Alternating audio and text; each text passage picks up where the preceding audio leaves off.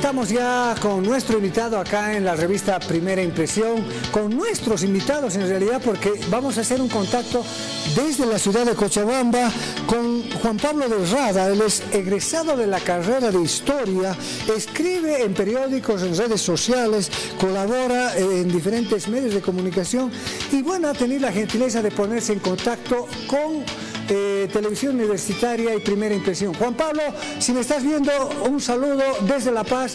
Muchísimas gracias por el contacto. Ahí está Juan Pablo. Perfecto, Juan Pablo. Y también está con nosotros ya nuestro casero, ¿no? Casero de la casa. Un gusto nuevamente con usted. Yo tengo que cambiar de lentes porque sus sacos me están dejando... me apantallan. Este es un saco que uso para jugar cartas. Póker, se nota. ¿No? Sí, aquí debería ponerle un rombo, claro, un corazón. Cuando trabajaba pues, en Los Ángeles era croupier. Entonces se partía en cartas. Las Vegas. En Las Vegas, sí. Bueno, se trajo el traje. Bueno, muchas gracias por estar con nosotros. Ayer, Pavel, hemos empezado un pequeño ciclo que lo vamos a continuar la próxima semana, que lo hemos denominado Cubadis el Más. ¿Dónde está yendo el más? ¿A dónde vas más? Esa es la propuesta. Yo le propondría, ¿a dónde vas, Evo Más? Evo Blas. Evo Blas. Claro.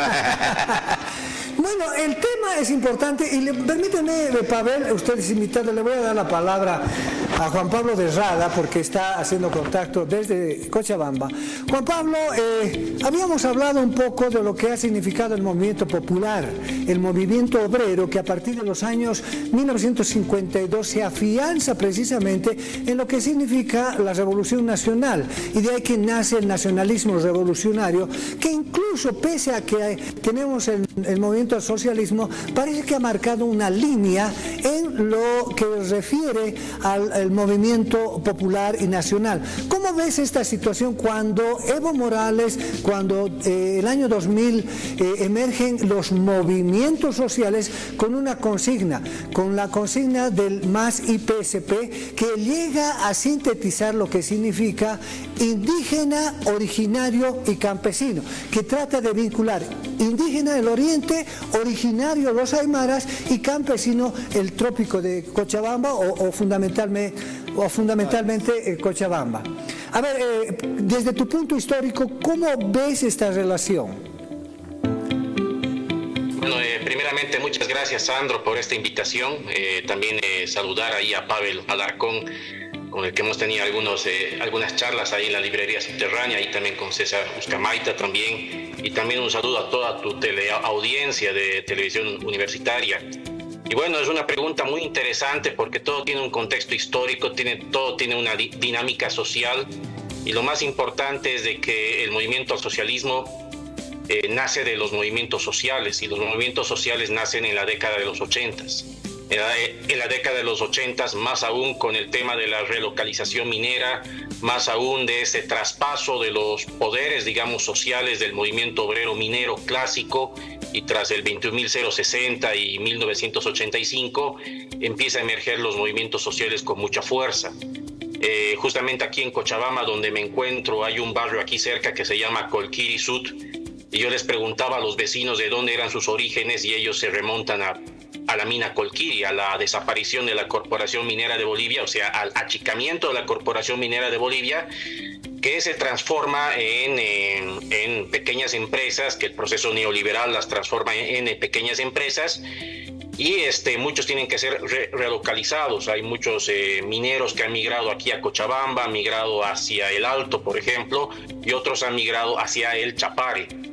Y de ahí nace precisamente este movimiento, estos movimientos sociales de esta emergencia. Hay que recordar también que incluso pensadores o activistas políticos como Filemón Escobar, que han sido partícipes del movimiento obrero en la segunda mitad del siglo XX, muy partícipes con los clásicos líderes del movimiento obrero, llegan hacia el Chapare, y en el Chapare él empieza a asesorar al mismo Evo Morales como una figura como se podría decir, como hijo de este desenlace social que es el 21.060, adverso para mucha gente, y que de esa manera empieza a emergir su figura en los 90s con el discurso de la coca. La coca se vuelve en un fundamento muy importante. Están no solamente gobiernos neoliberales en el poder, sino al mismo tiempo está la presencia de los Estados Unidos, de la hegemonía de los Estados Unidos. Los Estados Unidos empieza a tener una hegemonía a partir de la segunda mitad del siglo XX, desde el fin de la Segunda Guerra Mundial empieza a tener una hegemonía mundial. Y bueno, nuestro país llega con mucha fuerza ya a fines del gobierno del movimiento nacionalista revolucionario, llega con el periodo de dictaduras de 1964 a 1982 con mucha fuerza, entonces ya la hegemonía norteamericana es muy fuerte. Y es ahí donde empieza a emerger esa lucha de Evo Morales, de los movimientos sociales, de la vieja guardia obrera que se transforma, el caso de Filemón Escobar lo vuelvo a mencionar, que se transforma y que se podría mencionar que adopta esta lógica del discurso desde la coca, del discurso de los Estados Unidos, que empieza a sostener la idea de que la coca es un narcótico, y desde el otro lado que no, que la coca es un modo de vida, es una filosofía de vida. Empiezan a emerger trabajos de activistas sociales, de sociólogos, sociólogas, que empiezan a trabajar el tema de la coca, se vuelven un tema muy importante, y desde ese momento emerge de los movimientos sociales. No hay que olvidar también el trabajo de Felipe Quispe en el altiplano, de las luchas sociales. No hay que olvidar también la emergencia del EGTK, por ejemplo, de fines de los 80s y principios de los 90s, como una lucha que intentó emular la lucha armada que se estaba dando en el Perú. En el Perú ya sea con los actos de Sendero Luminoso o el MRTA, y el EGTK que ha intentado hacer eso. Ya Felipe Quispe a fines de los 90s del siglo XX tiene sus respectivas luchas. Aquí en Cochabamba también se desata la guerra del agua. Entonces ya se van sumando varios factores para que estos movimientos sociales cobren fuerza, y ya en el año 2005, en las elecciones de diciembre del 2005, con el movimiento al socialismo como instrumento político de esos movimientos sociales, puedan conseguir lo que ansiaban, que es tomar el poder. Muy bien. Tomar el poder, y bueno, ahí ya se inicia otro ciclo. Bien, mira, Juan Pablo hizo una síntesis muy importante, Pavel, pero yo quisiera vincular a usted la pregunta en ese mismo sentido. ¿Qué pasa con el movimiento obrero clásico? Es decir, cuando antes de la revolución de 1952 existía el Partido Obrero Revolucionario, el PIR, y después el Partido Comunista, ¿no es cierto? Claro, que nace del PIR prácticamente. Entonces, ¿qué es lo que sucede con ese movimiento que va aglutinando la Confederación de Trabajadores Mineros de Bolivia? La Federación de Trabajadores Mineros, que nace el 46, sí. O sea, tienes un inicio de un movimiento social que, lo habíamos dicho muchas veces, empieza en la Guerra del Chaco. Zabaleta decía que Bolivia se conoce en las trincheras, la Bolivia de las trincheras, porque de pronto ves campesinos del occidente, ves cambas, ves gente, estudiantes de Chuquisaca, de Potosí, médicos que venían de La Paz, y se conocen la verdadera Bolivia, y a partir de eso emana un pensamiento, si quieres, de cambiar Bolivia. Los militares lo intentan mediante la logia RADEPA, Razón de Patria, que para muchos tiene pero temas... hay que hacer un énfasis, quieren cambiar Bolivia porque Bolivia estaba dominada por los tres varones del Estado. Había una oligarquía que desde la fundación de la República... Era un país desarrollado dentro del capitalismo, donde pervivían diferentes formas económicas todavía, eso hay que y hasta aclarar, feudales. ¿no? Y eso lo sostiene en su primer párrafo la tesis de Pulacayo de noviembre del 46. La izquierda empieza a tomar fuerza, no te olvides, el POR se funda el 35 en la Argentina. El 45. ¿No ve? No, 5 años después. 40. El MNR del 41. Marov hace varios intentos. Tristán Marov. Tristán Marov hace varios intentos, parte de la fundación del POR, después sale, crea otro partido, otra agrupación. Siempre era un referente dentro de la izquierda y dentro de sus críticas, gran propulsor de lo Minas al Estado, tierras al indio, decía, ¿no? En su Gustavo famoso Navarro, libro, que era su nombre. Así es, en su libro, se me fue el nombre. Pero a partir de eso empieza, habíamos hablado hace un par de meses sobre la brigada sindical minera en las elecciones del 47, y curiosamente en el 47 todo el mundo se da cuenta, después del colgamiento del Villarroel, todo el mundo se da cuenta que la gente empieza a girar hacia el lado de la izquierda. Entonces aparece mucho, pero todos eran socialistas. No tanto a la izquierda, sino a un nacionalismo. Claro, pero ¿no? adoptan el nombre, digamos, no le ponen izquierda o le ponen socialista. El PIB y el Partido Comunista no logran hegemonizar su discurso. O sea, el que logra hegemonizar el discurso es el MNR. El MNR si quieres, sale mal del gobierno de Villarroel, es perseguido, es enconadamente perseguido por la represión de la rosca minera, como se llamaba. Al igual que no te olvides que desaforan a Lechín y a Lora del Parlamento, son perseguidos. Entonces empieza una persecución. El MNR trata de hacerse el poder varias veces. No te olvides la guerra civil del 49, que es un golpe fallido, que si bien triunfa en Cochabamba, en Santa Cruz, no logra imponerse ni en Oruro ni en La Paz, que eran los expolíticos de ese momento. Pero hay que pensar también que ese superestado de los varones del estaño colocaban y ponían... Claro, por eso ellos decían el superestado, porque ellos manejaban, precisamente cuando Juan Pablo hacía un comentario sobre qué hubiera sido si de Bolivia, si había el 52 o no había el 52, si Antenor Patiño seguía con vida. Pero eso es un supuesto, y en historia no hay supuesto, sino hay cosas concretas. Y HCF Mansilla dice que no era necesario semejante revolución, que las transformaciones se hubieran dado por inercia. No, porque obligadamente, tú hablabas muy bien, a partir de la Segunda Guerra Mundial hay una nueva redistribución económica del mundo, y las nuevas formas de imperialismo, el imperialismo británico cede su lugar al imperialismo yanqui, lo que decía Juan Pablo, y se empieza a expandir tanto económica como ideológicamente. El 52 es una ruptura en el Estado Nacional. Toda esa acumulación de la guerra del Chaco y del crecimiento de la izquierda se da. ¿Quiénes imponen la nacionalización de la mina si no son los cuadros trotskistas? Te hablo de César Lora, Isaac Camacho. ¿Por qué se da la reforma agraria? Si no son los cuadros trotskistas salidos de las minas que van a agitar y organizar sindicatos. No nos olvidemos del Congreso Indigenal. Claro, pero ellos ven desde el tema... Tampoco usted lleve sus aguas al puerto. Pero es así. Ellos organizan en el Vallanto los sindicatos y empiezan a trabajar con la consigna de que tierra comunitaria, no lo que busca. ¿Quién se da cuenta de que si dabas tierra comunitaria con un decreto de reforma agraria, fortalecías las posiciones de izquierdas? ¿A quién es? Ñuflo Chávez. Sí, Ñuflo Chávez. Pero apresurémonos. La izquierda tiene una primera alza con el 52, se mantiene el 64, ya Lora lo había advertido desde el 58 que se iba a terminar trágicamente por la manera de manejo de Víctor Paz. Nunca ha sido de izquierda, mi estimado. Pero Lora lo advierte y dice que el mismo MNR se iba a comer a sí mismo. Ya. El 71 se llega a la cúspide con la Asamblea Popular, donde se genera, como muchos dicen, el primer soviet en Latinoamérica.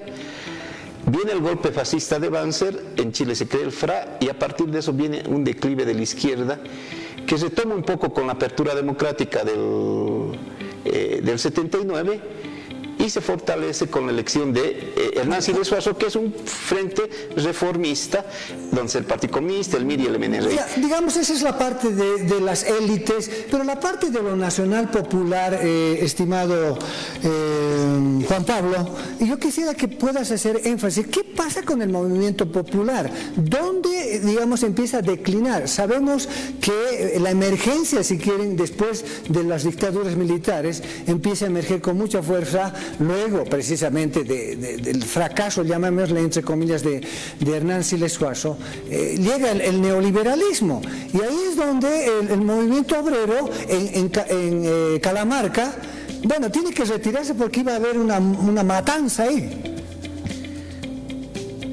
Bueno, hay algo que quisiera recalcar también, hay algo que quisiera mencionar en este proceso movimiento obrero en construcción en la década de los 20, 30 y 40 de la primera mitad del siglo XX. También está el movimiento anarquista, movimiento anarquista que ahora es bastante pequeño. En la primera mitad del siglo XX era grande, con grandes personalidades como Petronila Infantes, Nicolás Mantilla, Luis Cusicanqui, etcétera, que muchos investigadores e investigadoras han ido estudiando. Y aquí hay algo muy importante que hay que mencionar, o sea, la diferencia de capitalismos. El capitalismo de la primera mitad del siglo XX es un capitalismo liberal. A veces los historiadores me dicen, no hagas una comparación entre el liberalismo y el neoliberalismo. Hago una comparación porque el liberalismo, se podría decir que el liberalismo ha sido un éxito, el neoliberalismo no. Eso es algo que remarco incluso en lo que escribo en redes sociales. El liberalismo lo tuvo a la rosca minera, lo mencionaban a Simón Patiño y a Mauricio Hochschild como piezas claves, aparte de Carlos Víctor Aramayo. Y Simón Patiño era el tercer hombre más rico del mundo y Mauricio Hochschild era el octavo. O sea, estaban en el top 10 a nivel mundial, en la lista Forbes, por decirlo así, estaba entre las 10 personas más ricas del mundo. Para que tengamos una dimensión de cómo era Simón Patiño, era como ahorita hablar de Mark Zuckerberg o Elon Musk, algo así. Entonces estamos hablando de magnates que tenían mucho poder económico. Y hay algo muy importante que hay que mencionar, algo que decía Marx, ¿no? Que para que se desate una revolución se necesitan 3 ingredientes: que haya una acumulación de capital considerable, una burguesía completamente rica, que haya una masa de obrera bastante grande y al mismo tiempo tecnología, que haya bastante tecnología. Con esos 3 ingredientes se podría desatar una revolución y es lo que se ha dado el 9 de abril de 1952. En cambio, ya en el contexto del neoliberalismo es diferente. Estamos hablando de una burguesía mucho más achicada.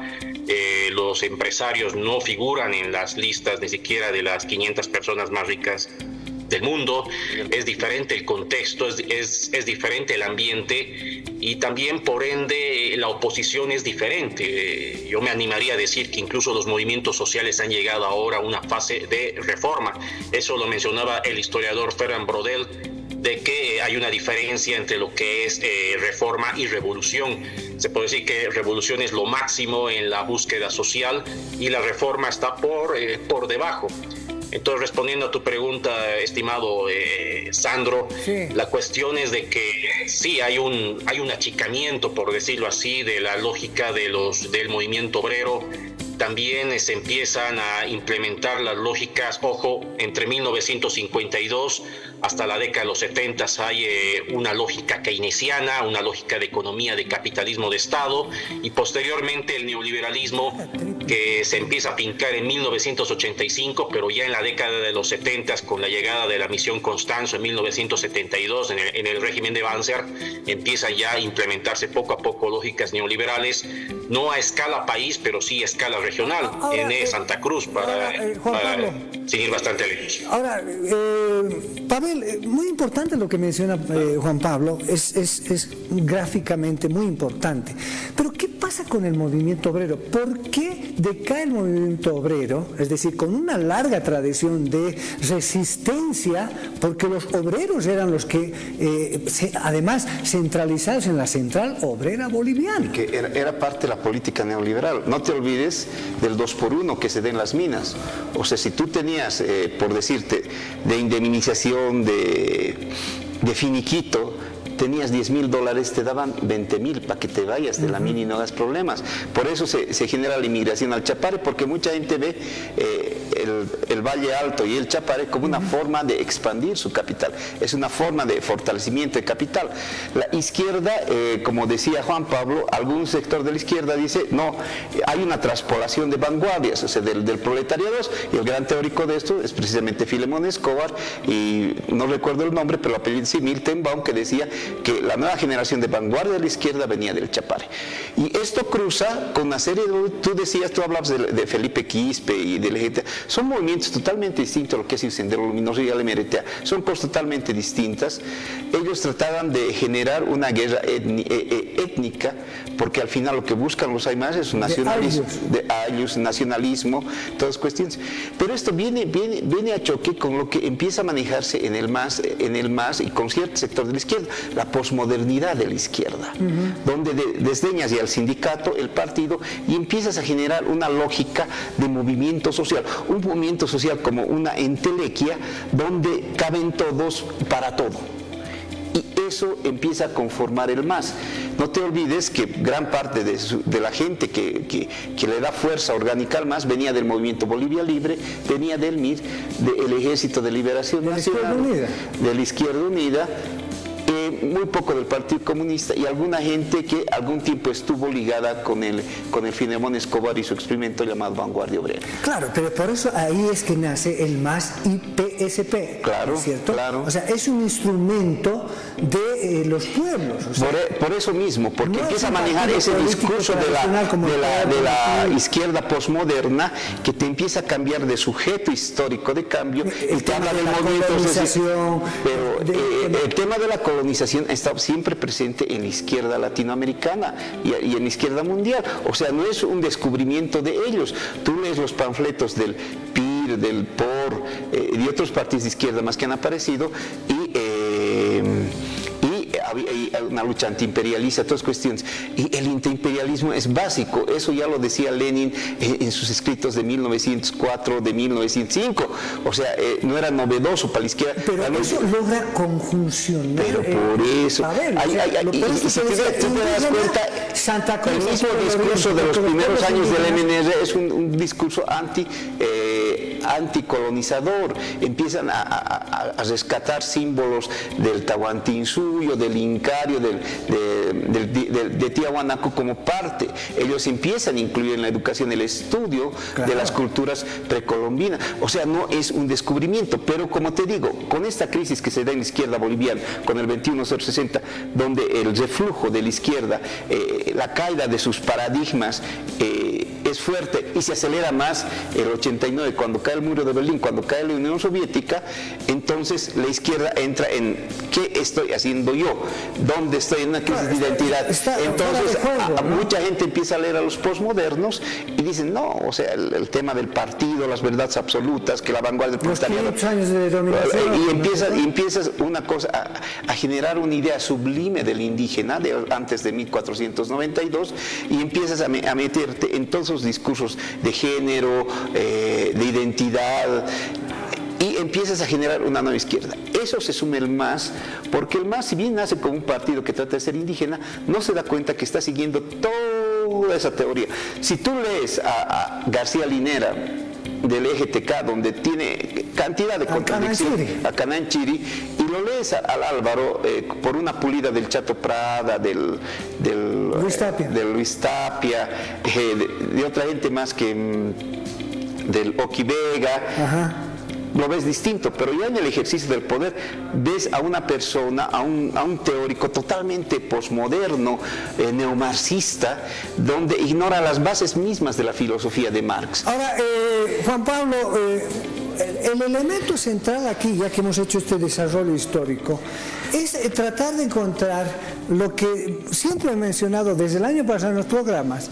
Decía que Vargas Llosa, en Confesiones de la Catedral, en su personaje Zabalita, al empezar las primeras páginas de una obra así gigantesca, dice: ¿cuándo se jodió el Perú?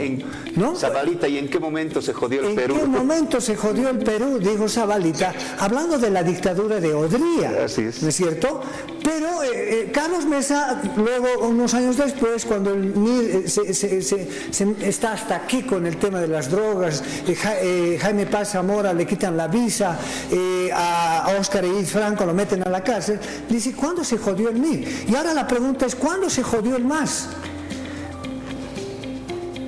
Es una muy buena pregunta, Sandro. Yo creo que es un poco haciendo un paralelismo con el MNR, que no es, algunos mencionan no hagas ese paralelismo. Yo creo que sí hay que hacer ese paralelismo. Uno de los factores es también la acumulación de poder. La acumulación de poder es lo que hace que también los partidos empiezan a enflaquecer. Es lo que está pasando en la Argentina, por ejemplo, sin ir lejos, ya que tanto se habla de la Argentina con el peronismo. El peronismo también acumuló mucho poder en su momento y se iba transformando y se iba generando una fagocitosis incluso interna y se iban repitiendo los candidatos. No hay que olvidarse, por ejemplo, que antes de los kirchneristas eran peronistas, estaba Carlos Saúl Menem, o sea, había un peronismo que era de derecha, un peronismo que era de izquierda. Bueno, aquí pasa también eso con el movimiento al socialismo. Se puede llamar, sí, de izquierda hasta cierto punto. Hay también lógicas internas que siguen también una corriente más tirado hacia el estatismo, hacia el neo-keynesianismo, y una lógica que va hacia un neoliberalismo de Estado.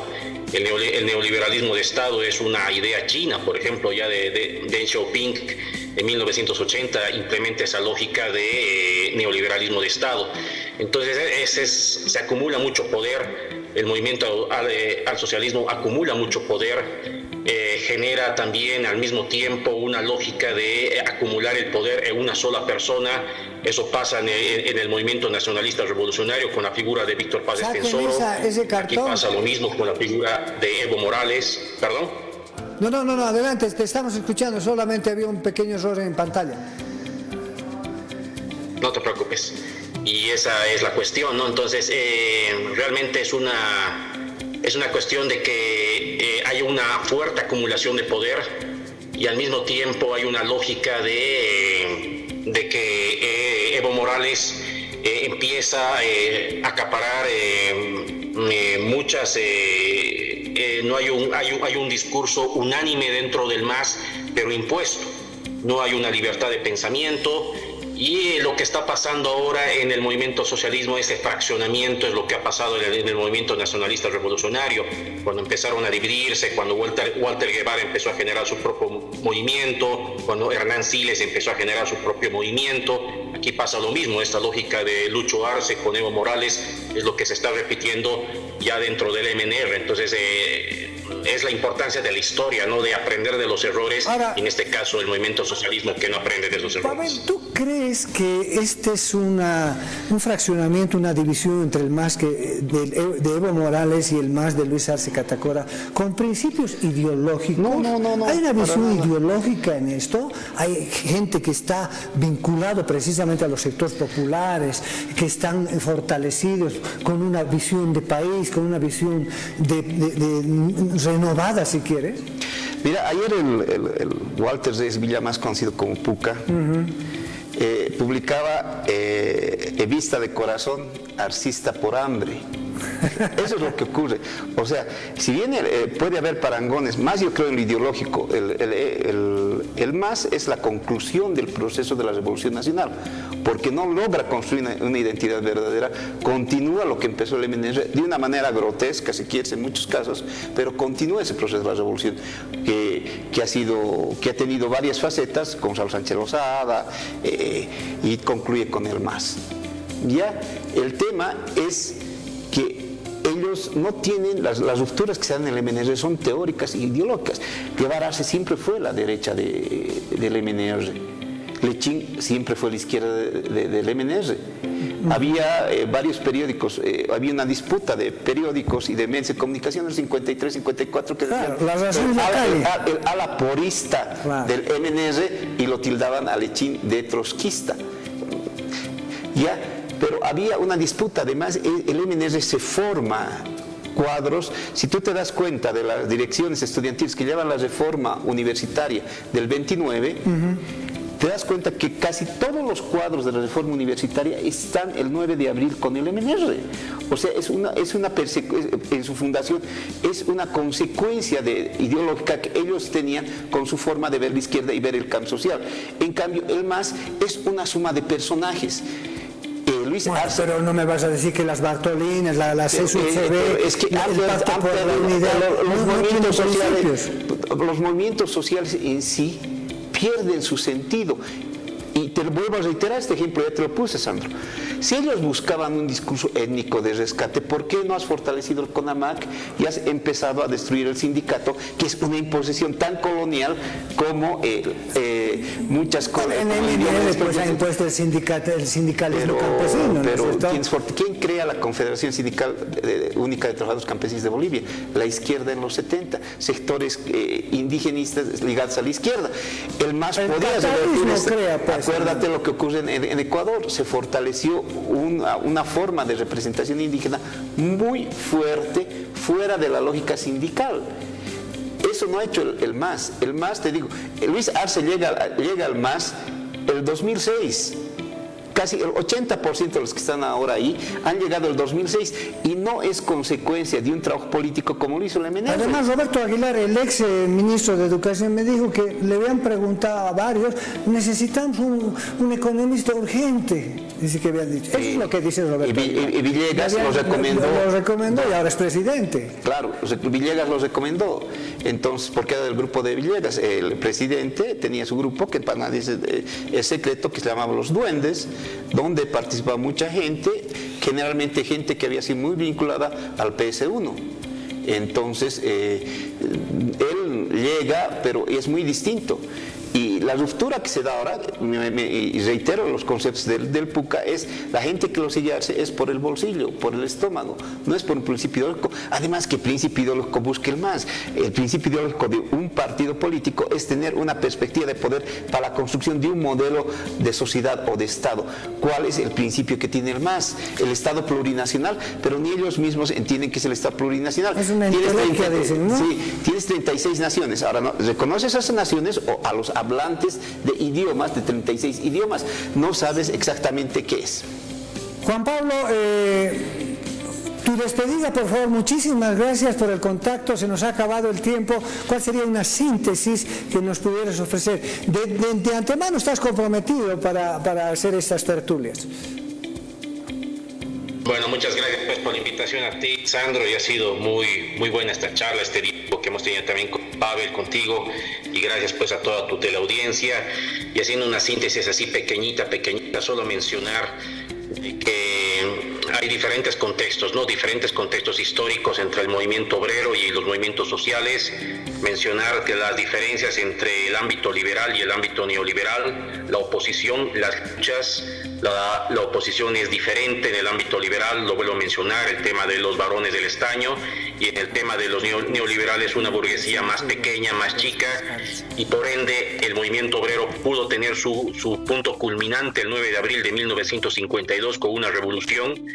Y ya en este momento de los movimientos sociales, el movimiento socialismo, que se ha llegado solamente a la fase de reforma y que no se ha podido llegar mucho más.